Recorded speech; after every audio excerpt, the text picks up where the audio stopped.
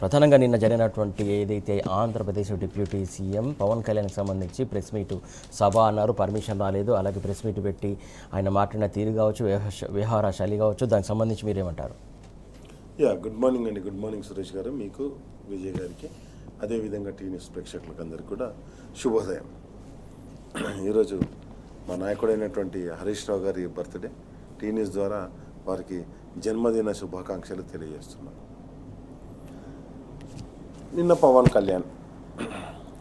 కళ్యాణ్ రావచ్చు, పోవచ్చు, తన సినిమాలు అమ్ముకోవచ్చు. కానీ నిన్న మా రాష్ట్ర అవతరణ దినోత్సవం రోజు వాడెవడండి ఇక్కడ ప్రెస్ మీట్ పెట్టడానికి? పక్క రాష్ట్రంలో ఉప ముఖ్యమంత్రి. నేనేమంటున్నా అంటే, నువ్వు వస్తే ఏం చెప్పాలి? నిన్న ఎంత సిగ్గులేని, సోయి లేని పవన్ కళ్యాణ్ అంటే, వెనుక నుండి ఒక పాత ఉస్మానియా విద్యార్థి మిత్రుడు ప్రెస్ మీట్ మొత్తం అయిపోయింది, తిట్టాల్సింది తిట్టిండు, మాట్లాడాల్సింది మాట్లాడిన తర్వాత ఆయనను రాష్ట్ర అవతరణ దినోత్సవ శుభాకాంక్షలు చెప్పాలంటే దానికి ఆక్కుంటా అది కనీసం అది విషెస్ కూడా చెప్పనీకి రానటువంటి ఒక అన్ఎడ్యుకేటెడ్ ఫెలో. ఎందుకంటున్నామంటే, ఆయన చదువుకున్న చదువుకు కానీ, ఆయన చేస్తున్న వృత్తికి కానీ, ఆయన వృత్తిలో నిష్ణాతుడు కావచ్చు, గొప్పవాడు కావచ్చు, మేము కాదనట్లేదు. నేనేమంటానంటే, ఎంత సిగ్గు లేకుండా మాట్లాడతారంటే, ఈయన దగ్గరికి గద్దర్ గారికి బుల్లెట్ తలకంగానే వచ్చిండట. అరే ఇక నేను ఏం మాట్లాడాను కానీ 1997లో ఆయన మీద కాల్పులు జరిగినాయి. అప్పుడే నువ్వు సినిమా రంగ ప్రవేశం చేసినావు. అప్పుడు నిన్ను చూసుకొని గద్దర్ అని ఎత్తుక్కుంటూ వచ్చిండా? ఏం మాట్లాడుతున్నావు నువ్వు? అండ్ నెక్స్ట్ వచ్చేసి ఇంకోటి ఏమంటాడు, కొండగట్ట ఆంజనేయ స్వామికి ఎందుకు వచ్చినావు? కొండగట్ట ఆంజనేయ స్వామికి నీ ప్రాణాలు దక్కినాయని, నువ్వు బతికినవని, నువ్వు దేవుని మొక్కుకుంటే నేను బతికినాని వచ్చినావు మా దేవుని దగ్గరికి. అండ్ నెక్స్ట్ వచ్చేసి నీ ఇంట్లోకించి ఇచ్చినావు, నీ ఆయన ఇంట్లోకించి ఇచ్చినావు పైసలు 30 కోట్లు. తిరుపతికి మేము కూడా పోతాం, మొక్కేస్తాం, మా తల నీలాలు కూడా సమర్పించి వస్తాం. టీటీడీ అనేది ఎక్కడ కానీ ధార్మిక సంస్థలకు ఇచ్చేది, అదేదో నీ ఇంట్లోకించి ఇచ్చినట్టు నేను కొండగట్టుకొచ్చి పైసలు ఇచ్చిన. ఎవరికి ఇచ్చినావు? దేవునికి ఇచ్చేసినావు. అని అన్నీ కూడా ఎట్లున్నాయంటే ఆయన స్పీచ్లు. గద్దరన్నకు బండి కొనిచ్చిన అడిగిండా నేను? గద్దరన్న బండి కొనివ్వమని ఆయన లేకుండా ఉండేనా నువ్వు వచ్చేటప్పటికి? ఆయన కారు ఉంటేనే బయటికి వెళ్తా అన్నాడా? అంటే ఏది పడితే అది మాట్లాడి వచ్చిందంతా కడుపులో మంట అయిందంటే ఆయన భూమి పోతాను. ఆ షెర్ల ఏదైతే ఉన్నదో, ఆ శిఖం భూమి ఏదైతే ఉన్నదో, ఆ శిఖం భూమిలో ఏం కట్టద్దో భూమి పోవద్దు. ఆ భూమి పోవద్దంటే పంచాయతీ పెట్టాలి, నెంబర్ 1. నెంబర్ 2, నేను వస్తా, పోటీ చేస్తా ఇడా. అరే నీకు నేనేమంటున్నానంటే, నువ్వు నిజంగా పోటీ చేస్తాను అంటే కనీసం ఆంధ్రప్రదేశ్లో ఒంటరిగా పోటీ చేస్తే 2 చోట్ల ఓడిపోయినావు నువ్వు. వీళ్ళ కాలు పట్టుకొని, బీజేపీల కాలు పట్టుకొని, టీడీపీల కాలు పట్టుకొని, వాళ్ళిద్దరికి మధ్యలో ఇక మధ్యవర్తిత్వం అని అంటారు. తెలంగాణలో కొన్ని చోట్ల బ్రోకరిజం అని కూడా అంటారు. చేసి నువ్వు ఎమ్మెల్యే గెలిచి ఈరోజు అసలు తెలంగాణ గమ్మత్ ఏంటంటే, ఇది ఒక్క పవన్ కళ్యాణ్ గారి కుట్ర కాదండి. ఈ కుట్ర అంతా కూడా కంప్లీట్గా బీజేపీ, చంద్రబాబు నాయుడు, పవన్ కళ్యాణ్ గారు కలిసి చేస్తుంది. అరే అమ్మ కొత్తగా ఏందా బీజేపీ గంట కడుతున్నాం అని చెప్పేసి కూడా మాట్లాడుతూ ఉంటారు. నేనేమంటున్నానంటే, ఇప్పుడు ఎక్కడికన్నా దావత్ పోతే ఎవరింట్లో పెళ్ళి అయితే వాళ్ళ ఇంట్లోకి పోతాం, కానీ ఎవరింట్లోకి పడితే వాళ్ళ ఇంట్లోకి దొరుకుతామా?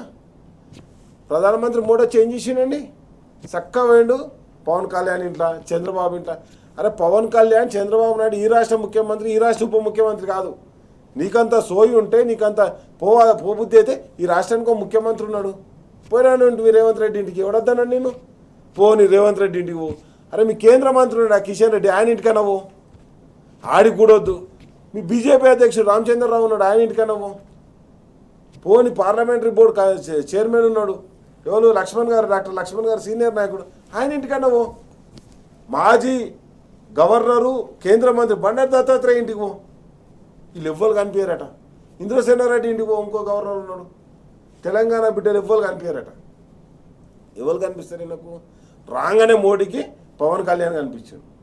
ఇక వీళ్ళకి సపోర్ట్లు కొట్టడానికి మన రాష్ట్ర ముఖ్యమంత్రి ఎన్టీఆర్ విగ్రహం పెడతా. కాంగ్రెస్ వాడు ఎవడన్నా ఎన్టీఆర్ విగ్రహం పెడతారా?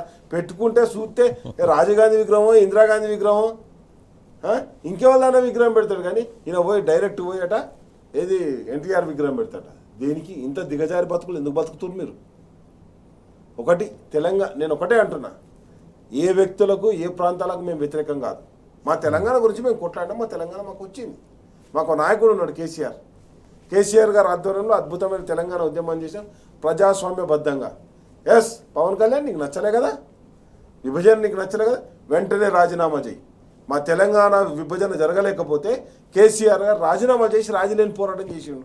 మొత్తాన్ని పార్టీ అంతా రాజీనామా చేసి పోరాటం చేయి. ఎవడతానని నిన్ను 12 ఏళ్ల కింద ఆడదట, అప్పటికి పార్టీ పెట్టలేదు, వచ్చినాక ఈరోజు నచ్చలే. ఏం చేసినావా నువ్వు? ఆ రోజు నీ అన్న పార్టీ పెడితే నువ్వే యువత అధ్యక్షునివి కదా, ఏం చేసినావు?